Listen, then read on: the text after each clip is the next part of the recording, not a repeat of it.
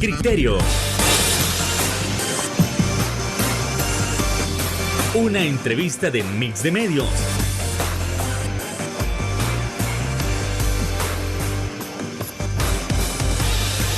Que aborda frontalmente los problemas de El Salvador con los verdaderos protagonistas y plantea soluciones.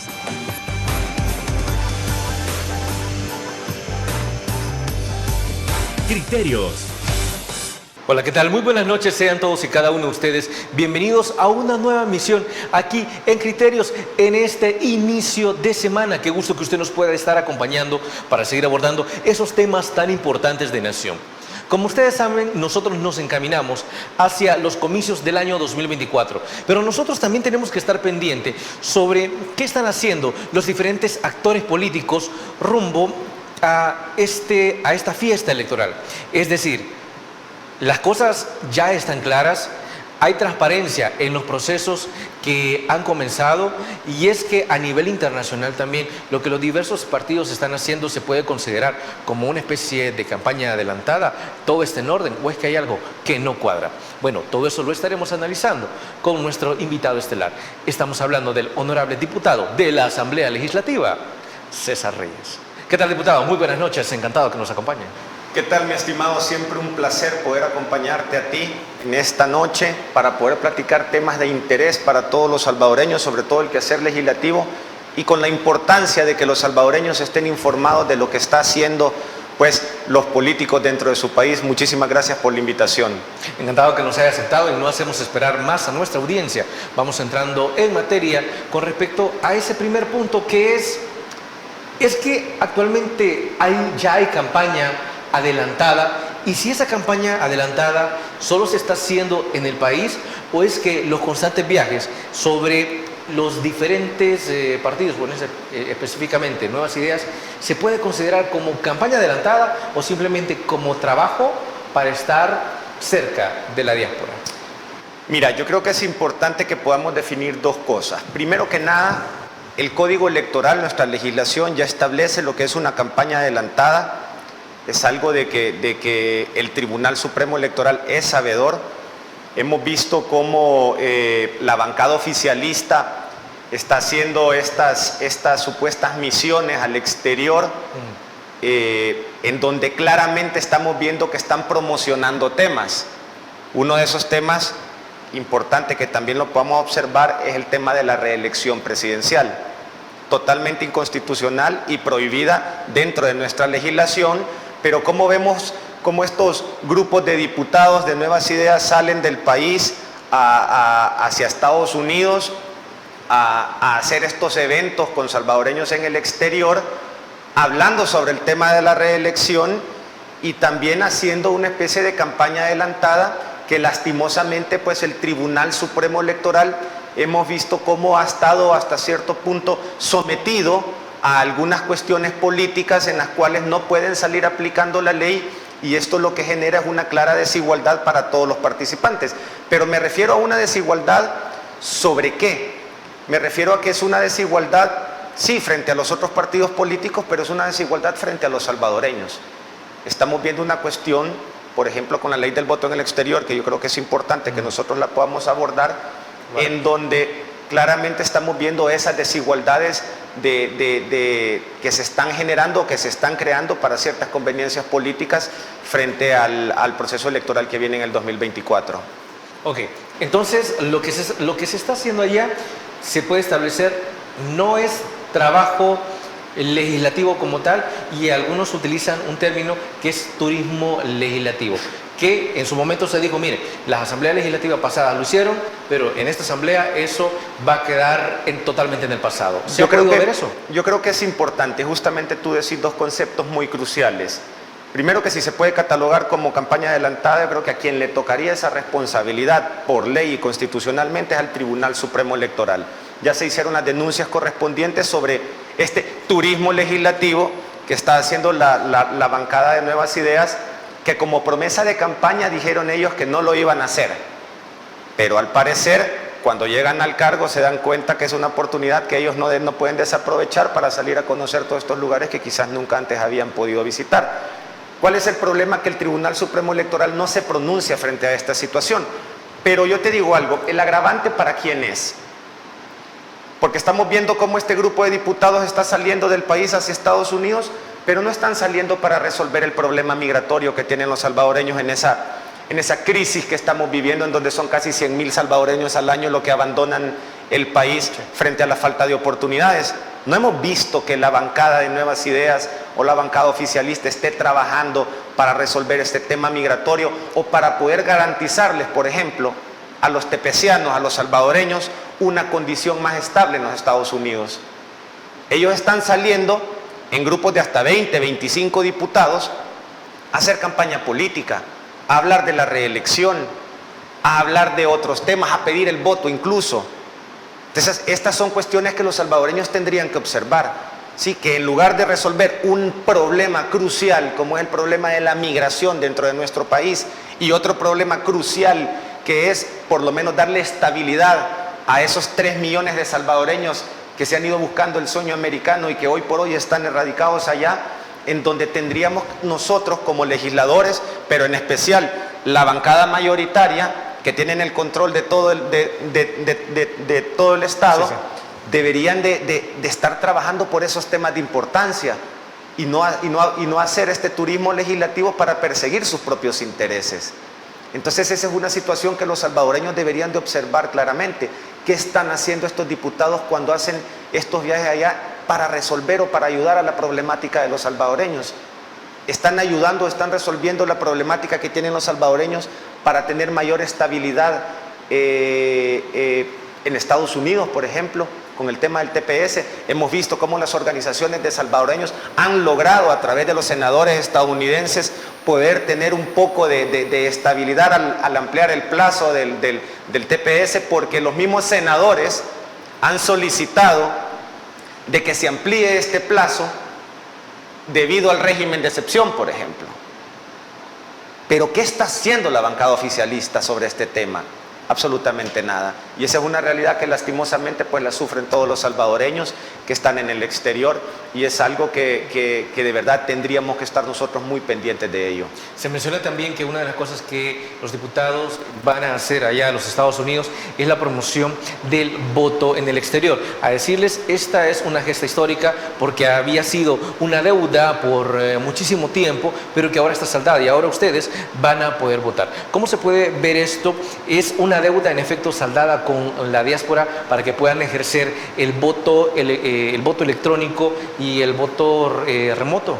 Mira, siguiendo lo que tú dijiste, que la bancada oficialista vaya a promover el voto en el exterior. Hay que ser honestos, yo creo que las instituciones ya están establecidas quienes van a hacer el mecanismo de promoción de cualquier tipo de situación electoral, y es el Tribunal Supremo Electoral que tiene que hacer campañas de promoción con respecto al voto electrónico ya, o el voto en el exterior. Tiene que ser el gobierno a través de las instituciones que tengan que hacer este tipo de promoción sobre el Es decir, no son los diputados los que deberían de tener ese deber. Totalmente, no son ellos porque la ley no se los permite a ellos, sino que son las instituciones encargadas de elaborar y de promocionar el tema del voto en el exterior. Con respecto al tema del voto electrónico, nosotros desde un principio, y hay algo que hay que aclarar cuando se refieren ellos al tema de deuda histórica, el voto en el exterior está legislado en El Salvador desde el 2009. Lo que ellos y la gente vota en el exterior a partir de las elecciones que inicia con la creación de la ley en el 2009, pues ahí en adelante ya en todos los procesos electorales se ha tenido voto en el exterior y la participación de los salvadoreños en el exterior en esos comicios. Lo único que se cambió con esta nueva ley fue la modalidad del voto. ¿A qué me refiero con esto?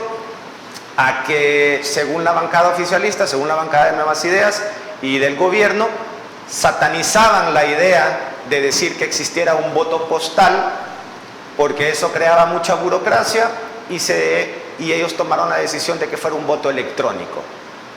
Medio se creó un debate, que en realidad al final del día no fue tan debate porque no daban la oportunidad de poder hacerlo, en donde en lo personal porque yo participo dentro de la Comisión de Reformas Electorales, yo les explicaba que el tema de, o el hecho de votar o que el ciudadano realice la función de ejercer el sufragio no solo recae en el hecho de, bueno, voy y voto, o la cantidad de salvadoreños que votan, sino que este proceso comprende muchas cosas más. No es solo el hecho de venir y votar y la mayor cantidad de gente que vote, y eso es democracia. No, eso no es democracia.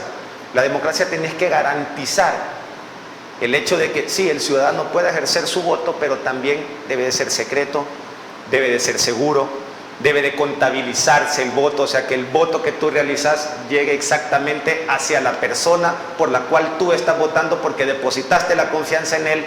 Entonces son todos esos factores que se tienen que contemplar. ¿Ya? Saber que sos tú el que está votando y no es otra persona, por ejemplo.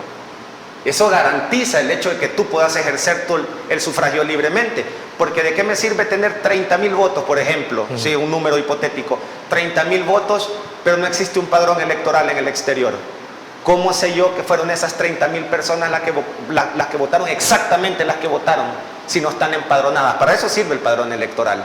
Pero ¿qué es lo que sucede? La bancada oficialista vino y satanizó el hecho del padrón electoral diciendo de que esto era burocracia. No es burocracia. El hecho es que uno debe de saber cuántos salvadoreños van a votar. ¿Sí? ¿Por qué? Porque esto te ayuda a hacer más eficiente el uso de los recursos. Tenés que saber cuántos salvadoreños son los aptos para poder votar, que son los mayores de 18 años, y todas estas situaciones las debes de comprender, pero estamos viendo en un voto en el exterior que hoy van a poder votar salvadoreños con la documentación vencida, por ejemplo. ¿Cómo me queda registro de eso? ¿O cómo voy a hacer yo para poder transparentar toda esta situación? ¿O cuál va a ser el proceso, el procedimiento? Esos son los temas que se tienen que observar y que se tienen que profundizar para generar transparencia en este proceso. Y precisamente sobre ese tipo de situaciones vamos a seguir analizando tras la pausa comercial. Volvemos.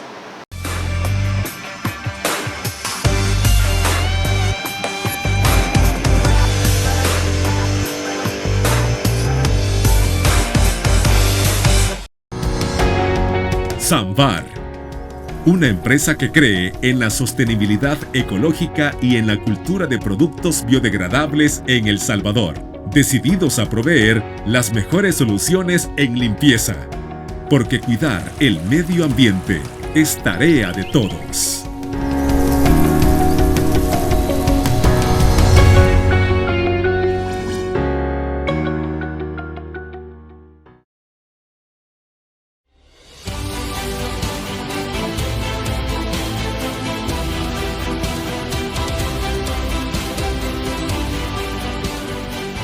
Nuestro compromiso, nuestra pasión, son algunas de las cosas que nos caracterizan como salvadoreños. Farmacia La Buena, la farmacia de todos.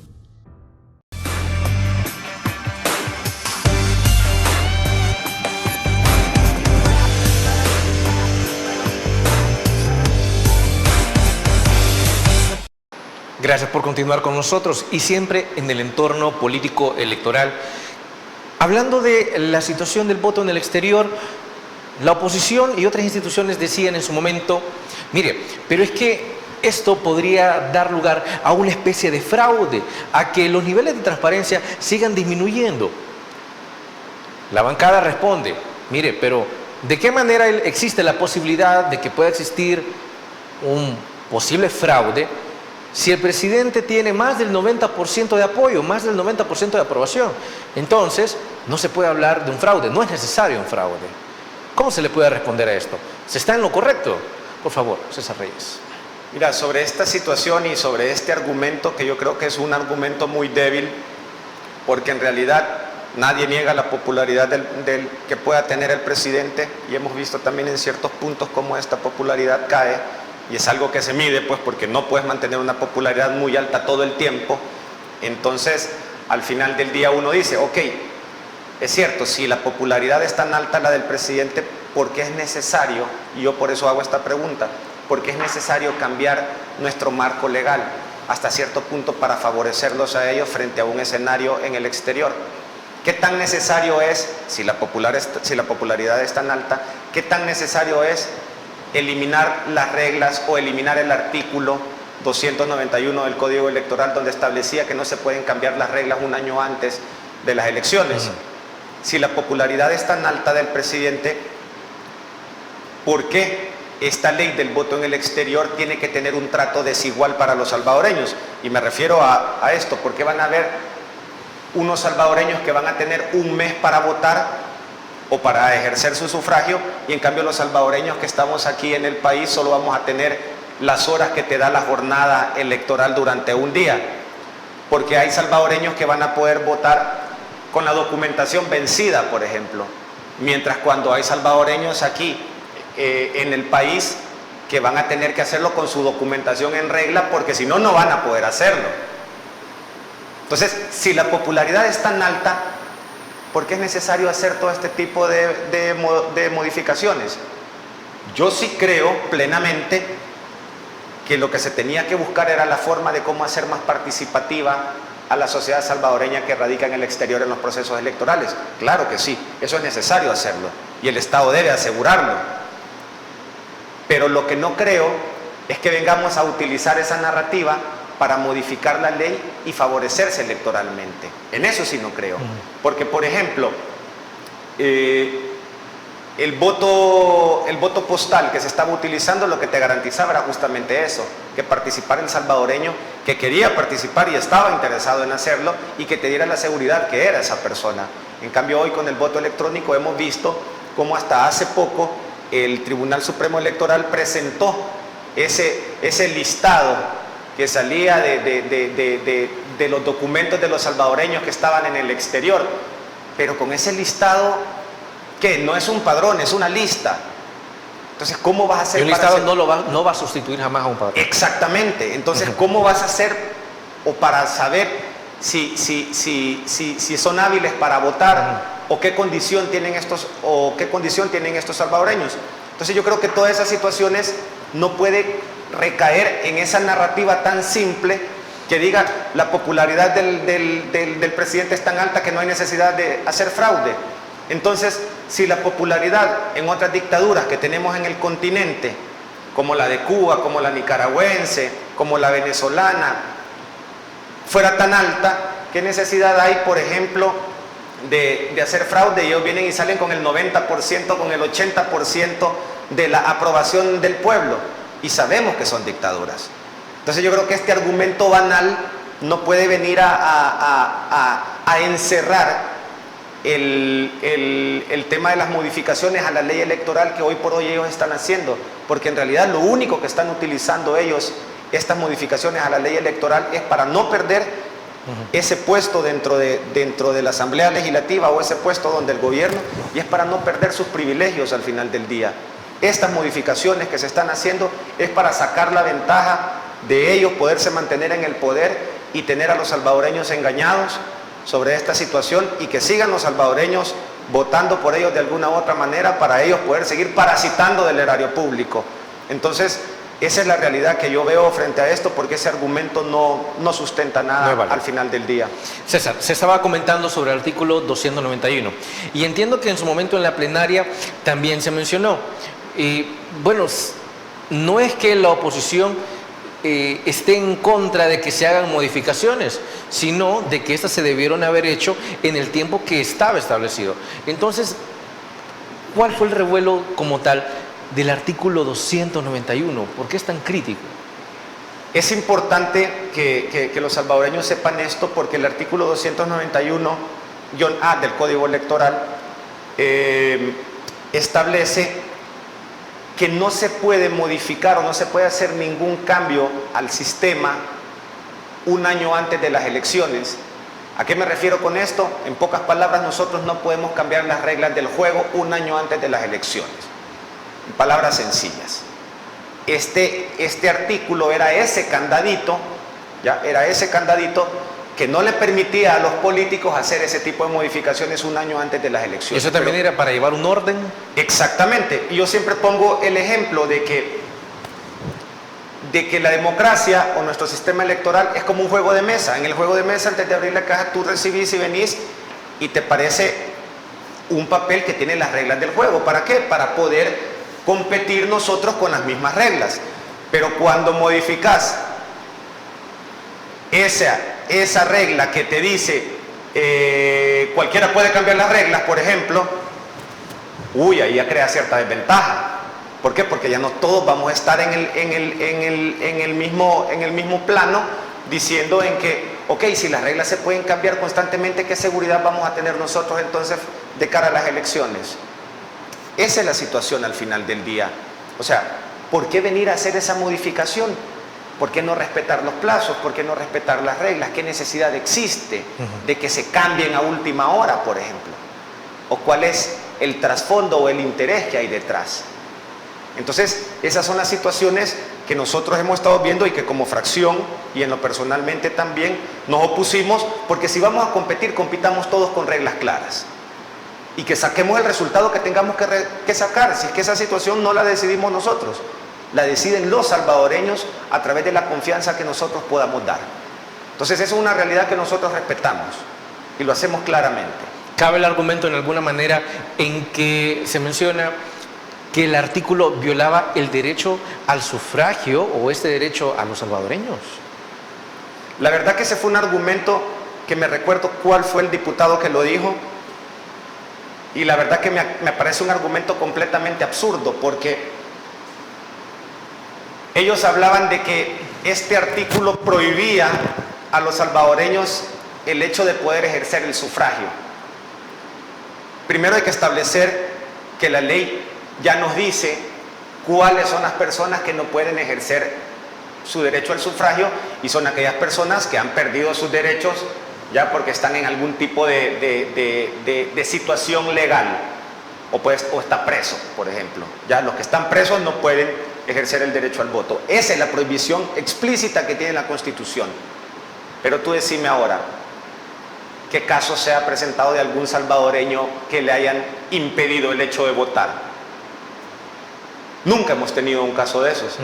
Quizá te pueden dar casos que son cuestiones técnicas en el hecho de que fuiste a votar pero no apareces en el padrón electoral porque se te olvidó en el plazo establecido cambiar tu domicilio, por ejemplo. Ya, eso te pudo haber pasado, pero es un tecnicismo, ya, eso es algo que se hace con una modificación, y si tú estás pendiente y tenés interés de ir a votar, lo modificás. Sí, así es. El último número del documento de identidad que puede ejercer el sufragio, ya existe un número y te dice hasta aquí. ¿Por qué? Porque el plazo ya para poder entrar en un padrón electoral y estar habilitado para votar. Eso es todo, nada más. Pero ahí, ¿cuándo se le había prohibido a un salvadoreño el hecho de votar? Y que fuera la razón de que este artículo era el que causaba esa situación. Es totalmente falaz. Es una mentira que ellos quisieron implementar para engañar a los salvadoreños. Este artículo lo que garantizaba era la seguridad de los salvadoreños de que ningún político viniera a cambiar las reglas para favorecerse él mismo. Ese es el meollo de este artículo. Y es más, el mismo artículo te establece, si hay alguna modificación que es necesaria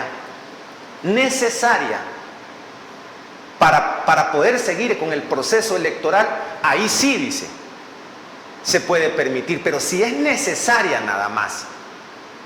Pero ¿qué es lo que sucede? Que no presentaron ellos nunca cuál era la situación necesaria. No hay fundamentación, no hay una fundamentación, no hay una justificación de ello. Ellos lo modificaron porque seguramente estarán midiendo que otro tipo de situaciones pueden cambiar un año antes para favorecerse ellos y poder mantenerse en el poder. Si al final del día, yo siempre lo digo, en campaña política dijeron de que no iban a viajar, por ejemplo. Y estamos viendo cómo salen grupos de 20, 25 diputados que pasan viajando todo el tiempo. En campaña política dijeron de que se iban a quitar los privilegios. Y estamos viendo que en lugar de reducirse el presupuesto que le asigna la Asamblea Legislativa a cada diputado, que era de $12,000, por ejemplo, en el pasado, ellos se lo aumentaron a 14,000. Estamos viendo cómo dijeron ellos que se iban a quitar los vehículos. Los siguen utilizando. Estamos viendo cómo todos estos privilegios que dijeron que ellos iban a quitar, todavía los siguen manteniendo. Entonces, al final del día, la pregunta se lo deben hacer los salvadoreños. Y esta gente estará modificando todas las reglas de cara a un proceso electoral para beneficiar a los salvadoreños o para beneficiarse ellos y mantenerse en el poder. Esa es la pregunta del millón. Yo te la respondo sencillamente. Esta gente no tiene escrúpulos y se quiere mantener en el poder a toda costa. Ok, continuemos con el análisis tras la pausa comercial. Volvemos.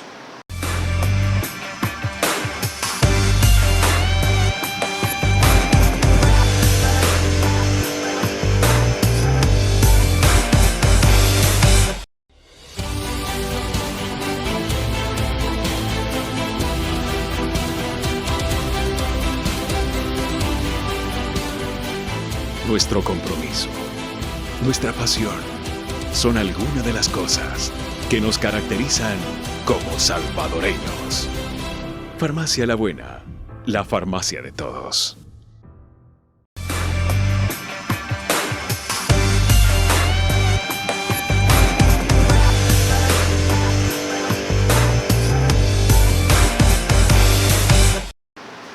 Gracias por continuar con nosotros. En el sentido de que nos seguimos encaminando hacia los comicios del 2024, siempre se menciona, es que la actual bancada CIAN tiene competencia, claro, a nivel legislativo, para que algunos de los diputados puedan reducirse. Y en este caso, también se menciona en la narrativa, es que la oposición para 2024 no tiene nada que ir a hacer, la oposición no tiene apoyo, la oposición está desaparecida. ¿Es que es esto cierto? ¿O es que los mismos partidos han comenzado a hacer cambios en sus estructuras y en el territorio?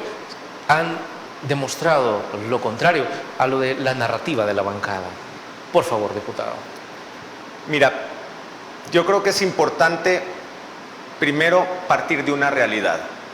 ¿Ya? Y la realidad política es la realidad que nosotros estamos viviendo hoy por hoy. Por ejemplo, yo soy diputado de Arena y estoy en Arena porque me identifico con sus principios y valores y entiendo que son los mejores y se identifican más con nuestra sociedad. ¿Y a qué me refiero con esto? A la defensa de la vida, de la libertad, de la propiedad privada, del Estado de Derecho y la democracia, que quizás son conceptos que muchos no pueden comprender, pero que al final del día son necesarios porque nos mantienen en esta libertad que nosotros estamos viviendo. La gente podrá decir, la bancada oficialista es la que tiene ese discurso de desgaste sobre los partidos tradicionales. Es natural el tema de que los partidos tradicionales a lo largo de la historia se vayan desgastando. Nosotros tuvimos nuestros mejores momentos con 20 años de gobierno. Yo creo que es algo que no se puede prolongar más, ya, o sea, son situaciones que suceden claramente. Podemos ver en otros países, el caso del PRI en México, por ejemplo, que fueron 70 años consecutivos, o sea, son situaciones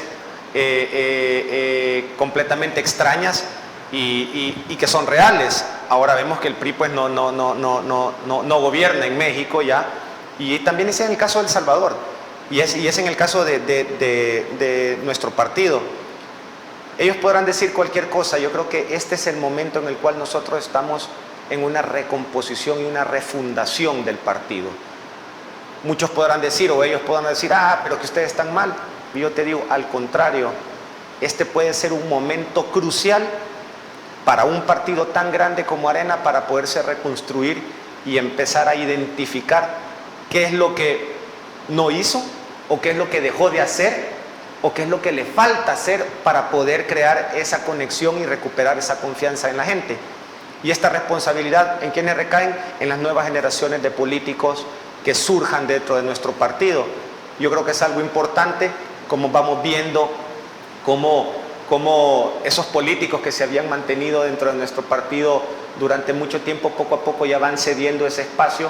Y esa es una oportunidad que nosotros hoy por hoy estamos aprovechando para poder generar ese cambio y dar ese nuevo rostro a un partido político tradicional y grande como Arena, que naturalmente sí va a sufrir un desgaste.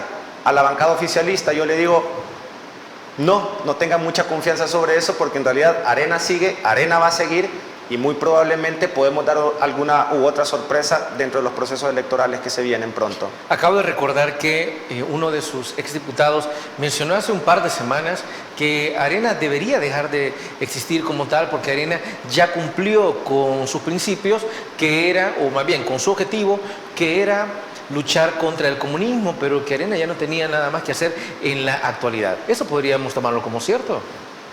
Mira, yo te soy bien honesto.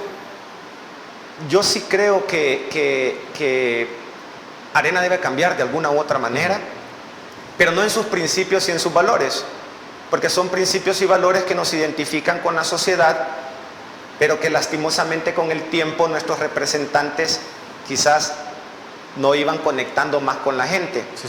¿Qué es lo necesario? Sí, cambiar. ¿Verdad? Hay que cambiar. Yo creo que esa es parte de la adaptación de todo proceso. Si es que nosotros no cambiamos y no nos adaptamos a la realidad que estamos viviendo, pues otros resultados van a ser. Yo en realidad te digo que los principios y los valores de Arena son vigentes, se pueden mantener. ¿Que hay que hacer cambios? Sí, yo considero que hay que hacer cambios de rostro dentro del partido. No me refiero al tema de rostros jóvenes, sino que yo me refiero a una renovación, y cuando me refiero a una renovación no significa solo de juventud, sino que también de personas con experiencia que le puedan aportar no solo al partido, sino que también al país, y con esa mezcla de juventud también, porque los jóvenes pues te dan ese impulso y te dan esa energía necesaria para que el partido camine. Yo siempre lo he dicho, cuando uno en política se junta con la experiencia, tu línea de aprendizaje se acorta completamente, y es una experiencia que yo he tenido grande dentro de la Asamblea Legislativa. Lo primero que yo pensé fue, júntate con los que sean más inteligentes, con los que tengan más experiencia y los que te defiendan tus principios y valores. Y yo te lo digo que ha sido una experiencia enorme para mí, porque he aprendido demasiado y es la realidad que hay que vivir, pues. Y los cambios se tienen que hacer, claro que sí, se tienen que hacer en base a la realidad que nosotros tengamos que vivir. Arena ha sido algo importante siempre dentro de nuestra sociedad salvadoreña, va a seguir siendo algo importante porque ha sido histórico nuestro proceso dentro del país. Yo creo que es una realidad que eso nadie la puede negar, y que si se van a hacer cambios, claro que sí, en un futuro, y se van a hacer a bien. Entonces no se puede dar por válida la narrativa de que Arena está muerto, ¿sí? De que sí tienen gente, tienen la suficiente fuerza como para competir en las próximas elecciones. Totalmente, nosotros vamos a competir en las próximas elecciones. De hecho, estamos en el proceso de las inscripciones internas, proceso en el cual yo voy a participar, también buscando una candidatura como diputado propietario por San Salvador, y hemos visto cómo a lo largo y ancho del país se están inscribiendo las planillas, se están inscribiendo los candidatos con entusiasmo, para poder lograr hacer esos cambios que el gobierno no ha podido hacer, o que los gobiernos locales no han podido hacer. En los casos de las municipalidades, todos hemos visto toda la situación que han tenido las municipalidades dentro de nuestro país, y soy consciente que nosotros podemos llegar a representar mejor como partido, como ideología, con principios y valores nuestros, a representar mejor a la sociedad salvadoreña dentro de las municipalidades y también dentro de la Asamblea Legislativa. Yo creo que los salvadoreños ya se dieron cuenta que no es necesario únicamente tener un diputado que te puye un botón, sino que también es necesario tener un debate de altura sobre cosas que son importantes dentro de la Asamblea Legislativa y sobre todo dentro de la realidad de los salvadoreños. Yo creo que es importante poder empezar a legislar o a debatir sobre la situación económica que está viviendo el país, por ejemplo. Y es algo que el gobierno o la bancada oficialista no quiere hacer y no quiere tocar. Entonces, esas situaciones son las que nosotros podemos llegar a resolver esta problemática, y lo hemos hecho durante estos 2 años de Asamblea Legislativa, con más de 100 propuestas que hemos llevado a la Asamblea Legislativa, pero que lastimosamente ni la Junta Directiva, ni las comisiones, ni la misma bancada oficialista permiten que nosotros podamos meter estas propuestas, que yo les aseguro que causarían muchísimo beneficio para los salvadoreños. Por ahí se ha mencionado, hablando de eso, que hay denuncias por plagio. ¿Eso es cierto? Totalmente. Y yo te soy súper honesto. A nosotros no nos interesa que la bancada oficialista no tome en cuenta nuestras propuestas. Lo que nos interesa es que la pudiésemos debatir, esto, el otro. Tampoco nos interesa que nosotros presentemos la propuesta, ellos la bloqueen y tiempo después vienen ellos y la retoman como propia. No. O sea, para nosotros bien que hagan eso porque son propuestas que benefician a los salvadoreños. Te pongo un ejemplo. Propusimos el hecho de que el cobro al impuesto del IVA a los productos de la canasta básica no se hiciera por el periodo de 1 año. ¿Esto para qué? Para crear mayor libertad económica a los salvadoreños, porque hemos visto cómo esta crisis económica está llevando a una situación a los salvadoreños que, por ejemplo, están dejando de comprar productos para el hecho de alimentarse, está creando una crisis alimentaria dentro del país. Hay salvadoreños que solo pueden acceder a un tiempo de comida al día. Estamos viendo todas estas situaciones, entonces nosotros hicimos esta propuesta que automáticamente, si uno reduce el IVA a los productos de la canasta básica, esta se reduce entre 25 y 30 dólares. Entonces esto sería un gran alivio para los salvadoreños. Estamos hablando de la canasta básica rural y de la canasta básica urbana.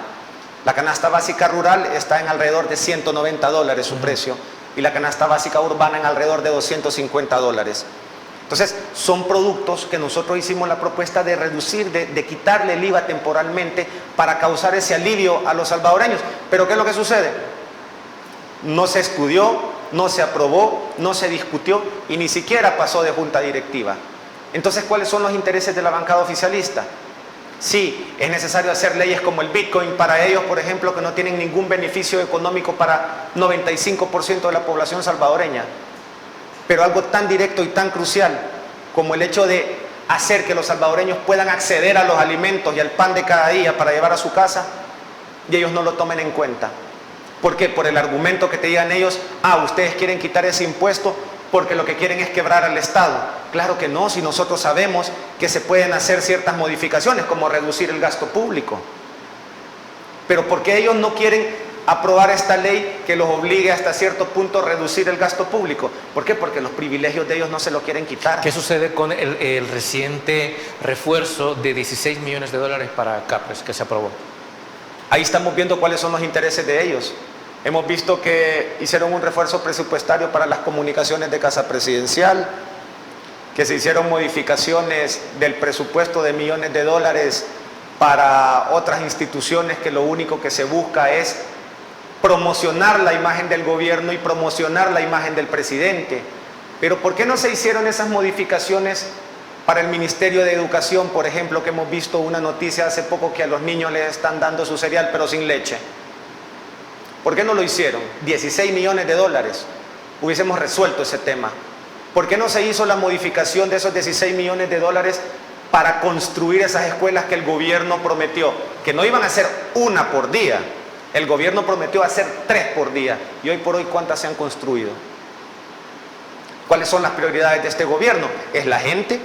¿Son los salvadoreños? ¿O son sus propios intereses personales? Por eso volvíamos a lo pasado. Esta gente lo único que está haciendo, esta clase política lo único que está haciendo es modificando todas las reglas en el país para mantenerse ellos en el poder. Su interés no son los salvadoreños. Entonces, ¿por qué no estudian esta ley que nosotros propusimos para reducir el impuesto del IVA temporalmente y aliviar el bolsillo de los salvadoreños? Tenemos la inflación más alta en el tema de la canasta básica de los últimos 20 años. Entonces es una realidad que los salvadoreños viven día a día y con hambre. Y acorde a eso que se está comentando, a 2 años de Asamblea Legislativa, ¿hay algo que rescatar? ¿Hay algo positivo? ¿Hay algo negativo? Eso, tras la pausa comercial.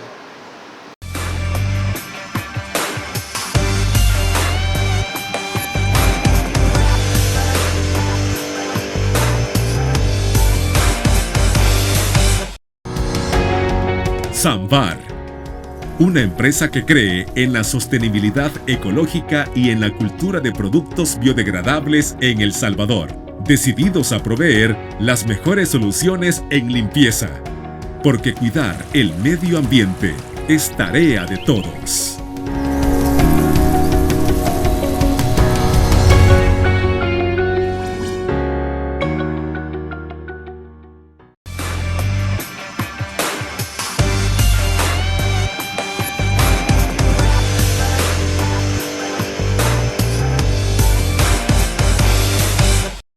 A ver, Esta pregunta ya se la hemos hecho a otros invitados, pero nosotros necesitamos conocer las diferentes perspectivas, los diferentes análisis y opiniones, o como tal, los diferentes criterios. Y es que la pregunta es la misma. ¿Hay algo que rescatar a 2 años de esta nueva Asamblea Legislativa? ¿Qué es lo negativo? ¿Qué es lo rescatable? Por favor. Mira, yo te digo algo, yo creo que siempre hay algo que rescatar. Y algo que nosotros o la sociedad salvadoreña puede rescatar es que no podemos cometer el mismo error 2 veces seguidas. Y lastimosamente nosotros ya venimos de un ciclo de errores y de equivocaciones desde los gobiernos nefastos del FMLN, ya que todo lo pudimos observar, y hasta la realidad actual que estamos viviendo con el trabajo de la bancada de Nuevas Ideas en la Asamblea Legislativa. ¿Por qué? Porque estamos perdiendo mucho por muy poco que ellos te puedan ofrecer. ¿Qué hay que rescatar sobre esto?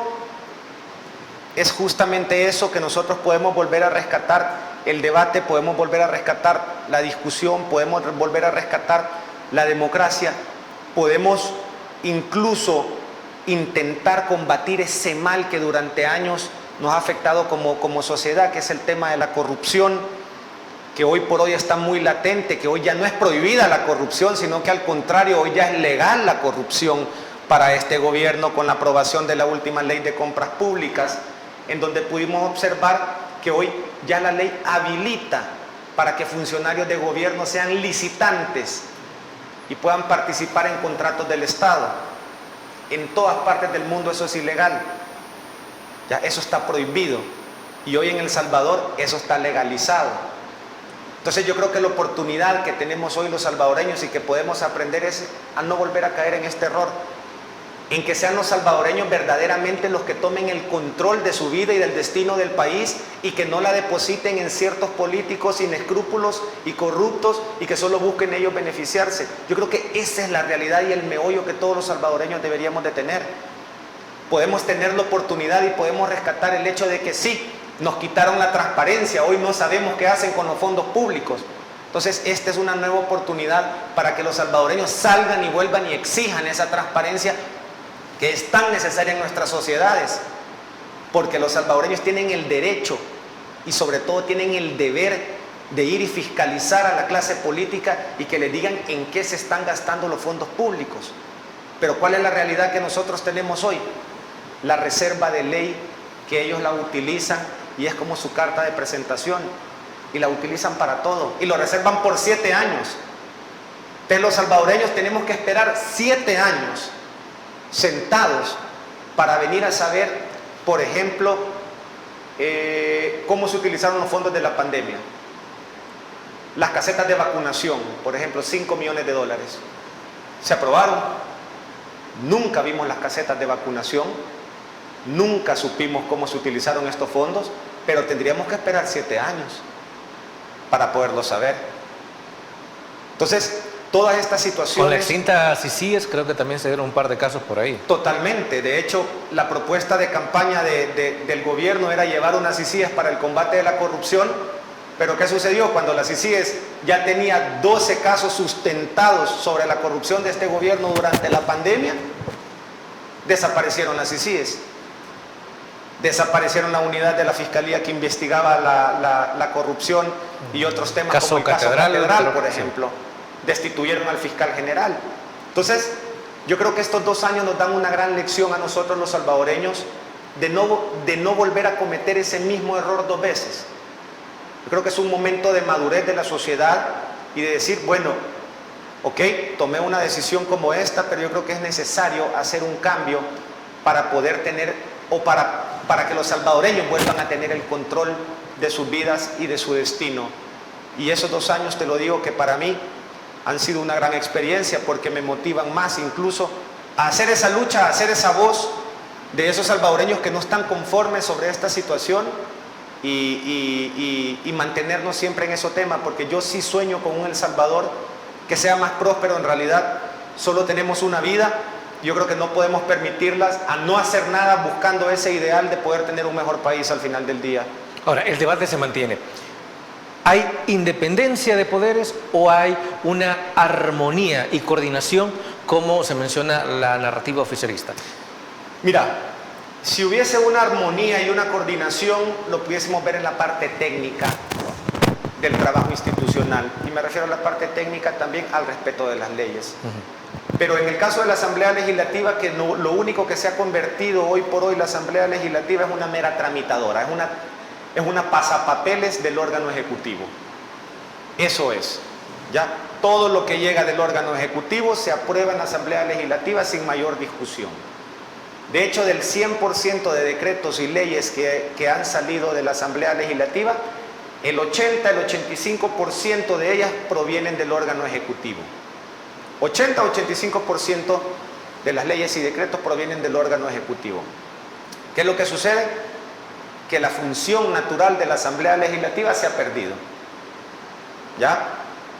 Tenemos comisiones que no trabajan desde hace meses porque no ha llegado ninguna propuesta o ningún decreto de ley del órgano ejecutivo a esa comisión para que la comisión empiece a trabajar. 7 meses de paro tienen algunas comisiones que no sesionan. Entonces es por esa razón que la misma sociedad salvadoreña ha catalogado a la bancada oficialista como puya botones, porque lo único que hacen ellos es justamente eso, esperar el decreto o ley que llegue del órgano ejecutivo para aprobarlo en el instante. Sin mayor discusión. Y tal es así, que sin mayor discusión, y muchas veces los decretos llegan con errores y ellos, como no lo leen, como no lo estudian, aprueban esos decretos con mismos errores. Y eso le causa una gran inseguridad jurídica a nuestro país. Es el caso del artículo 291 del Código Electoral. Venía con un error, no lo leyeron y lo aprobaron aún así, porque la necesidad de quitar ese candadito era tan necesaria que no supieron que lo que estaban derogando era otro tema, era el Código Electoral. O sea, entonces esta situación es la que nosotros estamos viviendo día con día, hoy por hoy, dentro de la Asamblea Legislativa. De ese 100% que envía el órgano ejecutivo, estás hablando que casi un 50%, un 40% se aprueba con dispensa de trámite. O sea, ni siquiera pasa por las comisiones a trabajar. O sea, nosotros nos venimos a enterar dentro del Pleno Legislativo y de repente el jefe de fracción de la bancada de Nuevas Ideas pide que ingrese por dispensa de trámite, no solo una vez hubieron hasta 7 decretos por dispensa de trámite. ¿Qué espacio va a haber para debatir? ¿Qué espacio va a haber para discutir? ¿En qué momento nosotros o las otras fracciones van a tener tiempo para estudiar, para proponer algo? Ellos creen que en un espacio de 20 minutos te vas a leer 7 decretos, los vas a estudiar y vas a tratar de investigar cuál es el trasfondo de ello. O sea, esa es la situación que se está viviendo dentro de la Asamblea Legislativa. Ok, y a un año que le queda a la Asamblea Legislativa, ¿qué es lo que se puede esperar? Pausa y volvemos.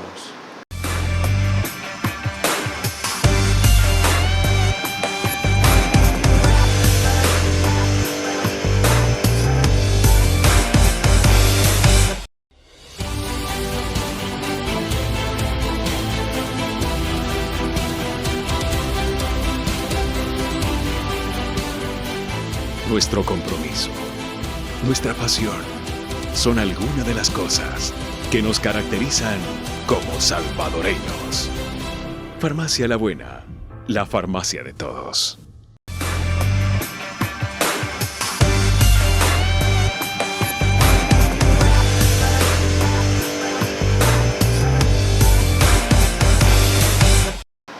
A fin de cuentas, y en resumen, ¿qué es lo que se puede esperar a un año o en este último año que le queda a la actual Asamblea Legislativa?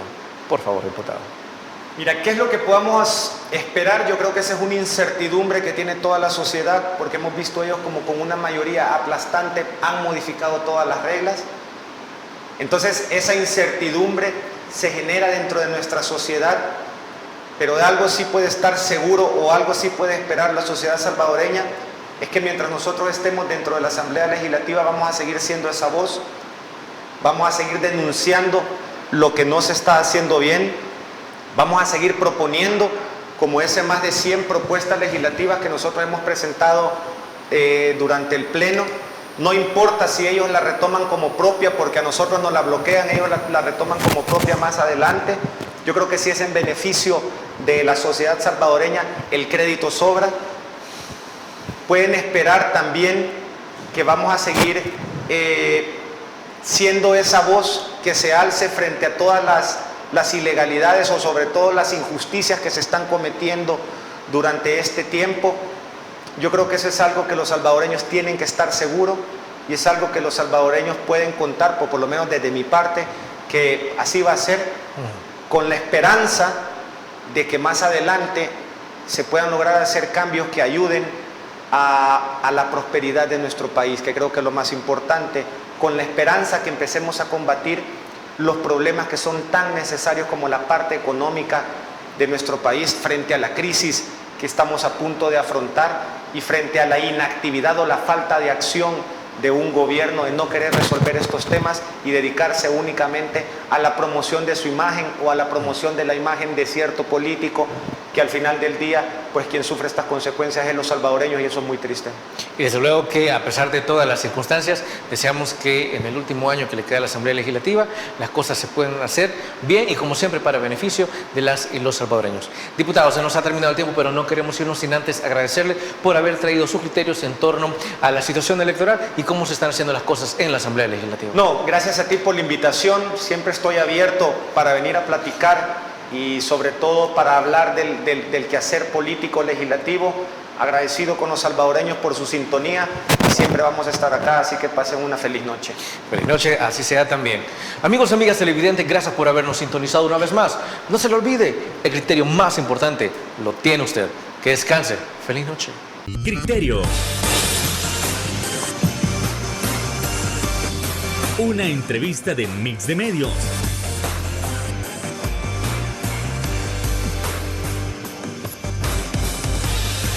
Que aborda frontalmente los problemas de El Salvador con los verdaderos protagonistas y plantea soluciones.